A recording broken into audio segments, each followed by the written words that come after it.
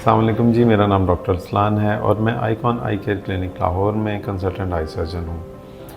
आज एक common information जो आपसे मैं शेयर करना चाहता हूँ वो एक ऐसे मसले के बारे में है जो हम सब तकरीबन डेली बेसिस पे नहीं तो कम से कम लाइफ में अक्सर औकात कई टाइम्स पे ज़रूर फील करते हैं या महसूस करते हैं, और वो है आँख में एलर्जी का मसला।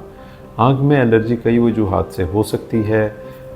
हमारा पोल्यूशन का जो प्रॉब्लम है, एयर क्वालिटी इंडेक्स है, इसके अलावा कई ऐसी मेडिकेशन हैं या आँखों में कॉस्मेटिक्स का इस्तेमाल, कॉन्टैक्ट लेंस का यूज़ और किसी किस्म के ऐसे जो केमिकल्स हैं, अगर हमारे वर्किंग एनवायरनमेंट में हैं, हम जहाँ काम करते हैं वहाँ डस्ट है, और इस तरह के कई और प्रॉब्लम्स जो कि आँखों में एलर्जी का बाइस बनते हैं, अक्सर हमें किसी न किसी स्टेज के ऊपर फेस करने पड़ते हैं। कई प्रॉब्लम्स जो आँखों में पैदा होते हैं एलर्जी की वजह से, उसमें रेडनेस है, वाटरिंग है, ख़ारिश है, इरिटेशन है, स्टिकी आइज़ हैं और आँखों में पेन या दर्द, चुभन या जलन का होना, ये सब एलर्जी की अलामात हैं। इनसे बचने का पहला जो तरीका है वो ये है कि आप ये वजह जानने की कोशिश करें कि आँख में आपको ये क्यों हो रहा है। अगर आप कॉन्टैक्ट लेंस यूज़र हैं तो अपने कॉन्टैक्ट लेंस का इस्तेमाल कुछ अरसे के लिए बंद कर दें। अगर आप बाहर ओपन एनवायरनमेंट में ज़्यादा जाते हैं तो डस्ट से और अपनी आँखों को बचाने के लिए प्रोटेक्टिव ग्लासेस का इस्तेमाल करें।